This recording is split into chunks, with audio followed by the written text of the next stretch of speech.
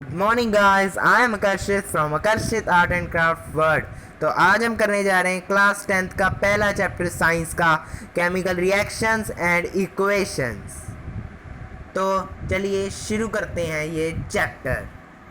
तो चैप्टर नाम से क्लियर होता है कि ये chemical reactions and equation chemistry का चैप्टर है, जिसमें केमिकल्स की बात की जाएगी। ये जो चैप्टर है, ये अगले 3 चैप्टर्स जो आप पढ़ोगे केमिस्ट्री के, उसका बेस है। तो सबसे पहले हम कुछ डेली लाइफ की सिचुएशंस लेते हैं, जैसे कि मिल्क रूम टेम्परेचर में पड़ा है समर्स के दौरान, तो आप देखोगे कि मिल्क जो है वो ख़राब हो जाता है। उसमें भी एक केमिकल इक्वेशन हो रही है। हम देखते हैं कि एक आयरन तवा को अगर हम ह्यूमिड एटमॉस्फेयर में करें तो उसके ऊपर रस्ट हो जाती है, आयरन की रस्टिंग सुनी है। ग्रेप्स जो हैं वो ख़राब हो जाते हैं।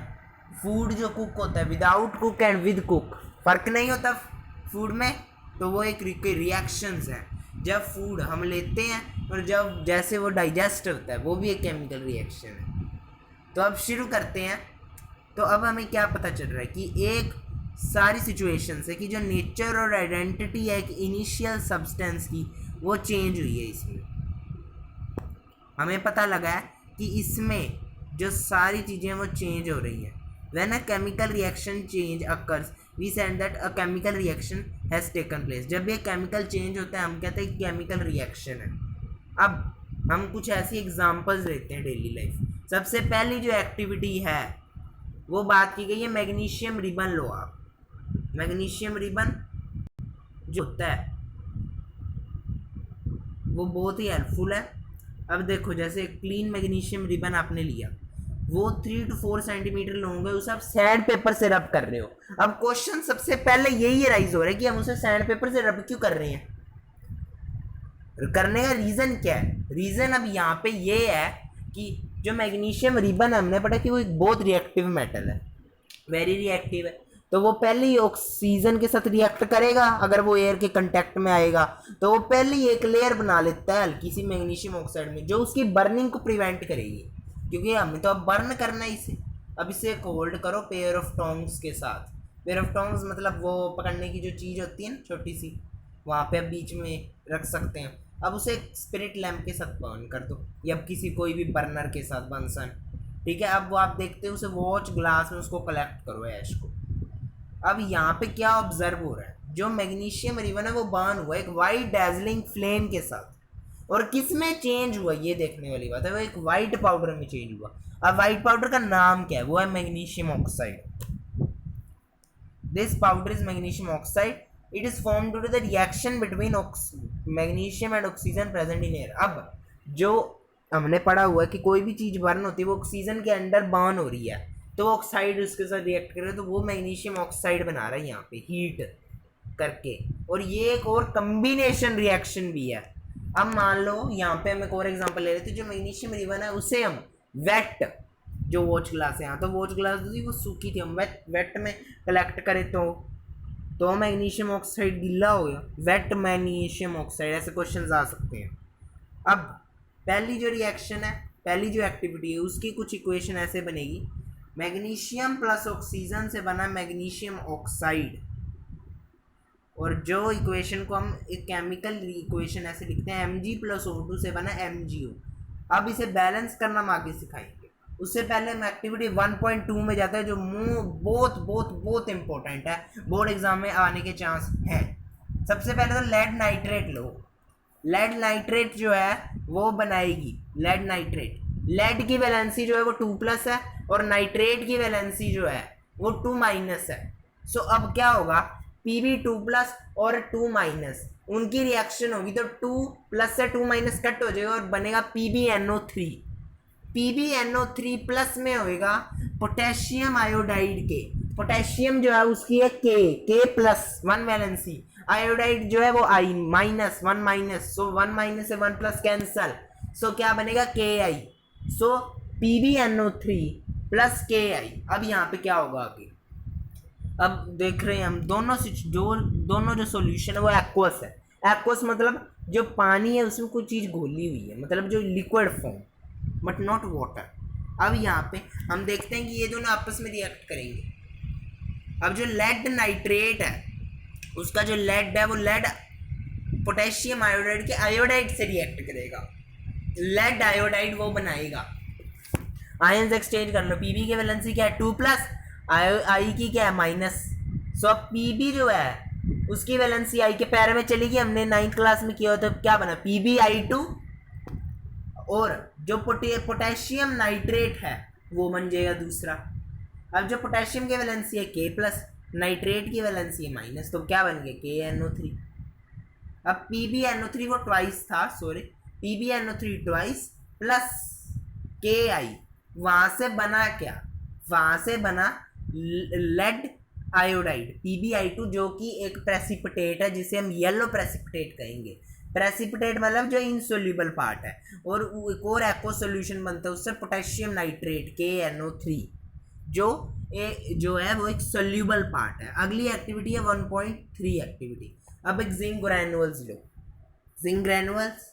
अब यहाँ पे क्लोनिकल फ्लास्क को टेस्ट ट्यूब में से डालो, अब उसके ऊपर डिल्यूट हाइड्रोक्लोरिक एसिड और सल्फ्यूरिक एसिड डालो। हम अब यहाँ पे सल्फ्यूरिक एसिड ले रहे थे, सल्फ्यूरिक एसिड का हमें क्या पता फॉर्मूला H2SO4, सल्फर सल्फेट आएगा, सल्फ्यूरिक रिक का आ गया हाइड्रोजन ले लो, H2SO4 हो गया।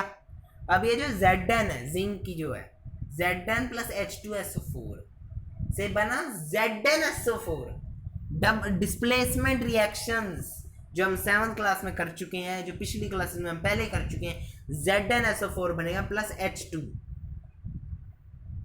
सो यहाँ पे क्या होगा, जो ये देखो ये आप देख रहे हैं, तो H2 गैस जो है इस फिगर से 1.2 से आपको क्या पता लगता है, H2 गैस जो है बाहर निकल जाएगी डिस्प्लेसमेंट रिएक्शन से, और जो वो कलर है डिल्यूट सल्फ्यूरिक एसिड का, अब वो क्या हो जाएगा, वो देखेंगे तो वो हो जाएगा कलरलेस, जिंक पे कोटिंग हो जाएगी, जिंक पे मतलब कोटिंग नहीं होगी, सॉरी, ठीक है।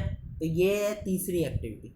अब हम 3 एक्टिविटीज की, इनसे हम क्या पता लग रहा है, हमें पता लग रहा है कि चेंज इन स्टेट हो रहा है, ठीक है। सल्फ्यूरिक एसिड था वो लिक्विड था, उधर से लिक्विड का हाइड्रोजन जो है वो गैस बन गया, ठीक है। अब यहाँ पे चेंज इन कलर हो गया, डिल्यूट सल्फ्यूरिक एसिड की ले लो या लेड नाइट्रेट की ले लो, वहाँ पे क्या था दोनों वाइट सॉल्यूशन बन रहे थे, lead nitrate and potassium iodide, लेकिन वो क्या बन गए नहीं, मतलब एक ट्रांसपेरेंट बन रहा था लेड नाइट्रेट और पोटेशियम आयोडाइड जो था वो वाइट बन रहा था, वो दोनों येलो बन गए, बस एक येलो प्रेसिपिटेट था, एक येलो सोल्यूबल था, एक इनसोल्यूबल एक soluble. Change in colour, evolution of gas, H2 gas बाहर आ रही है एक्टिविटी 1.3 से, और एक चेंज इन टेम्परेचर, ये जो चीज़ है ये हम देख सकते हैं एक्टिविटी 1.1 में। बर्निंग से पहले टेम्परेचर कम था, बर्निंग के बाद वो गर्म गर्म होगी ऐश। सो ये 3-4 चीज़ें जो है ये अच्छे से करनी है क्योंकि ये पेपर में आ जाती है। हम केमिकल इक्वेशन, अब पहली एक्टिविटी ले लो, मैग्नीशियम प्लस ऑक्सीजन से मैग्नीशियम ऑक्साइड बना, रिएक्टेंट साइड जो होती है वो LHS और जो प्रोडक्ट साइड होती है वो RHS। अब बीच में जो उसे सेपरेट करता है वो होता है एक एरो, ठीक है, जो एरो हेड पॉइंट्स होते हैं वो टुवर्ड्स द प्रोडक्ट होते हैं, और ये हमें बताते हैं कि हुआ क्या आगे। अब जो magnesium plus oxygen magnesium oxide, ऐसे आपको कोई भी रिएक्शन दोगे आप ऐसे लिखते ही जाओगे, lead nitrate plus potassium iodide plus से बना ये वो तो कितनी लंबी हो जाएगी।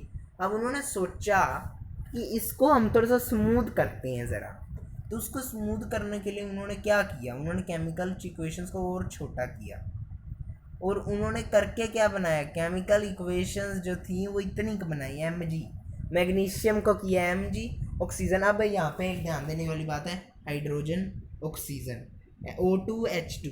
अब यहाँ पे आप ये ध्यान देंगे जो भी चीज़ गैस की होगी ना, गैसियस स्टेट में, वो ज़्यादातर उसके पैर के नीचे 2 होगा। अब Mg प्लस O2 ने रिएक्ट किया तो क्या बना MgO, कैसे बन गया Mg की वैलेंसी क्या 2 प्लस, O की वैलेंसी क्या 2 माइनस, तो रिएक्ट हो गए तो क्या बना MgO।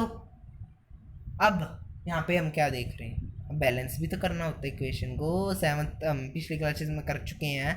यहाँ पे हम देखते हैं कि Mg की तो एक ही है लेकिन ऑक्सीजन वहाँ पे 2 है, वहाँ पे 1 है। अब क्या करें, अब कुछ तो करना पड़ेगा, उसके लिए हमें बैलेंस करनी पड़ेगी। बैलेंस से पहले हम ये देखते हैं कि अगर मान लो इक्वेशन बैलेंस नहीं है तो वो कौन सी वो इक्वेशन होती है, वो होती है स्केलेटल, वो होती है स्केलेटल केमिकल इक्वेशन। और जब अनबैलेंस्ड होती है, इसलिए हमें बैलेंस करना पड़ता है। बैलेंसिंग बेस किस पे है वो भी तो देख लेते हैं। लेकिन उससे पहले हम ये पहले बैलेंस कर लेते हैं। एम जी, आप एम जी ओ के आगे 2 लगा दो, कितने बन गए? ऑक्सीजन 2 बन जाएंगे और एम जी भी 2 बन जाएंगे। आगे लगाना है 2। अब एम जी जो है वो 2 हो गए, वहाँ पे 1 है। अब उधर के एम जी के आगे 2 लगा दो। अब आप चेक करो, एम जी 2 हो गए, ओ 2 हो गए, तो इक्वेशन इज बैलेंस। तो इक्वेशन बनी 2 एम जी प्लस O2 से बना, मतलब एरो 2 एम जी ओ। तो ये होती है बैलेंस्ड केमिकल इक्वेशन। ठीक है, अब हम देखते हैं law of conservation of mass. Law of conservation of balance क्यों की हमने इक्वेशन ये वाली, क्या रीज़न है? Law of conservation of mass 9th class में एनसीईआरटी में ज़रूर है ये। और अब यहाँ पे क्या मास जो है वो वहाँ पे लिखा था, can neither be created nor be destroyed in a chemical reaction, जो कि इस कंजर्वेशन, इस लॉ की मेन बात है कि जो मास है वो क्रिएट भी नहीं हो सकता, डिस्ट्रॉय भी नहीं हो सकता। तब हमें तो उसका पालन करना ही है। तो इसलिए हमें इक्वेशंस बैलेंस करनी पड़ती है ताकि जो एटम्स हैं वो इक्वल हो दोनों साइड। ठीक है, ये हो गया। अब एक और वो एक्टिविटी 1.3, Zn प्लस H2SO4 से बना ZnSO4 प्लस H2, ये तो बैलेंस्ड है। अब आगे हम एक बैलेंस की लेते हैं, देखें ये तो क्या पता चलता है। Fe प्लस H2 से बना Fe3 plus O4 plus H2। Equation थोड़ी सी कंफ्यूजिंग लग रही होगी, समझ नहीं आ रहा करे क्या। अब यही तो करने के तरीके हैं। अब हम आगे चलते हैं, ये देखो, ये जो इक्वेशन इसे हम आगे आगे आगे आगे आगे आगे ले जाते हैं। चलो चलो चलो चलो, अब ये फाइनल इक्वेशन आ गई, बनी कैसे ये देखते हैं। इसे देखने के लिए सबसे पहले हमें क्या देखना, एच जो है वहाँ पे क्या था। एच जो चलिए एक बार पहले चलते हैं। एच वहाँ पे क्या था, 2 थे, वहाँ पे एच 2 थे। एफ ई 3 थे, एफ ई 4। अब यहाँ पे एफ ई को हमें 3 करना पड़ेगा, तो एफ ई के आगे 3 मल्टीप्लाई कर दो। कर दिया, मान लो हमने 3 मल्टीप्लाई, एफ ई 3 हो गए। अब ऑक्सीजन जो है वहाँ पे 1 है, वहाँ पे 4 है। अब ऑक्सीजन को भी तो करना पड़ेगा हमें। अब ऑक्सीजन को भी करना है। ये जो स्टेप्स हैं उन्हें आप इतने अच्छे से ना देखो, अब आप कंफ्यूज हो सकते हो। आप सीधा देखो कि कहाँ पे देखना है हमें। अब वहाँ पे O4 है, वहाँ पे O1 है, तो O के आगे लगा दो H2O, वहाँ पे उसके आगे 4 लगा दो, रोका थोड़ी ना किसी ने। अब H वहाँ पे क्या होगा, 4 मल्टीप्लाई 2, H के साथ भी वो रिएक्ट करेगा, तो क्या बन गया, H 8 हो गए वहाँ पे। अब क्या हो गया, वहाँ पे H2 हो गए। अब हमें H2 वहाँ पे बच गया 4। अब उसके आगे भी 4 लगा दो, वो भी 4 मल्टीप्लाई 2 8 हो जाएंगे। तो अब हम चेक करते तो हाइड्रोजन जो है वो भी 8 है, Fe जो है वो भी 3 है, ऑक्सीजन जो है वो भी 4 है। तो इस हिसाब से जो इक्वेशन है इसकी बैलेंसिंग आई है ये। अब कुछ बच्चे यहाँ पे छोड़ देते हैं इक्वेशन को, लेकिन यहाँ पे हमें नहीं छोड़। Writing symbols of physical state, symbol लिखने पड़ेंगे आपको। यहाँ पे Fe क्या था, सॉलिड फॉर्म में था। H2O क्या था, H2O क्या होता है, वाटर, लेकिन यहाँ पे वो गैसियस फॉर्म में था। अब यहाँ पे क्या बना, एक सॉलिड बना Fe3O4, और जो H2 था वो गैस था, हाइड्रोजन गैस होती है। ठीक है, अब इसकी हमें अब ये हमारा बैलेंसिंग तो हमें पता लग गया। अब हम कुछ करते हैं कि ये जो एरो है इसके ऊपर कुछ लिखा नहीं कर सकता ऊपर नीचे, तो कुछ तो लिखेंगे। अब किसी का तो रिएक्शन हो सकता है, टेम्परेचर का भी हो सकता है, प्रेशर का भी हो सकता है, जो यहाँ पे लिखा हुआ है sometimes the reaction condition such as temperature, pressure, catalyst etc for the reactions are indicated above and below the arrow in the equation for example। अब ये जो 2 इक्वेशंस हैं बहुत इंपॉर्टेंट हैं। जो पहली इक्वेशन है ये आपके एग्जाम में आ सकती है क्योंकि ये इसका पार्ट है, और जो दूसरी इक्वेशन है वो भी वैसे आपके एग्जाम में आती है, लेकिन वो ज़्यादा आपको बायो पार्ट से आएगी, क्योंकि जो 5th चैप्टर होने वाला है लाइफ प्रोसेसेस, वो आपको इस फॉर्मूले से ज़रूर जोड़ेगा, क्योंकि वो चैप्टर आपको बताएगा एक इक्वेशन बनी कैसे। लेकिन उससे पहले हम पहली इक्वेशन चेक करते हैं। CO है, गैस है, carbon monoxide, CO2 carbon dioxide. ठीक है, अब उसके अंदर है H2O का रिएक्शन, तो क्या बन गया, CH3OH बन गया। ये बैलेंस है, बैलेंस करने के लिए H के आगे H2 को आगे 2 लगा दिया। अब यहाँ पे जो है 340 ATM की रिएक्शन है। अब पेपर में आपसे ऐसे ही पूछा जाएगा, Write a reaction when carbon monoxide will react with hydrogen gas to form CH3 carbon hydroxide. अब से आ सकता है कोई भी, जो भी वो बना देते हैं, ठीक है। उसको पहले बैलेंस करना और right a balanced chemical equation देंगे और फिर पूछेंगे कंडीशन। अब यहाँ पे जो कंडीशन है वो होगी 340 ATM, उसके ऊपर गिराए जाए, उसके अंदर दिए जाए। ATM मतलब क्या है? Atmospheric pressure. 340 एटमॉस्फेरिक प्रेशर होना चाहिए। अब अगला जो है वो है 6CO2 प्लस 12 H2O। H2O पता है वाटर है, CO2 पता है गैस है। अब जो ये प्लांट के अंदर की रिएक्शन होती है, वहाँ से ग्लूकोज बनाता है प्लांट। अब जो O2 जो है वो रिलीज कर देता है, वो हम ले लेते हैं, और वाटर भी वो ट्रांसपिरेशन के थ्रू रिलीज कर देता है। अब ये जो सनलाइट है उसकी बहुत हेल्प होती है यहाँ पे। कहते हैं ना जो प्लांट्स हैं वो सनलाइट के अंदर खाना बनाते हैं, वो है, और क्लोरोफिल तो उनमें प्रेजेंट ही होती है, ठीक है। अब यहाँ पे था using 3 steps can balance equation 1.2 given in the text earlier, वो हमने करी थी 1.2, याद है ना, Mg + O2। अभी जो क्वेश्चन है why should magnesium ribbon should be clean before burning in air, ये हम कर चुके हैं उस वक्त, ये हमें पता है कि वरना वो बर्न नहीं होएगा। मैग्नीशियम ऑक्साइड की स्क्वायर लेयर बनी हुई है। उसके बाद ये जो केमिकल बैलेंस्ड इक्वेशन है ये आप करके देखें प्रैक्टिस। अब इसके बाद जो होगा वो होगा टाइप ऑफ केमिकल रिएक्शंस, वो मैं दूसरे पार्ट में कवर करूँगा, और ये बहुत इंपॉर्टेंट चीज़ होने वाली है, क्योंकि यहाँ पे आपको एक्सोथर्मिक एंडोथर्मिक रिएक्शंस के बारे में पता चलेगा, जो आगे बहुत हेल्पफुल होने वाले हैं आपके लिए। सो बाय फॉर टुडे।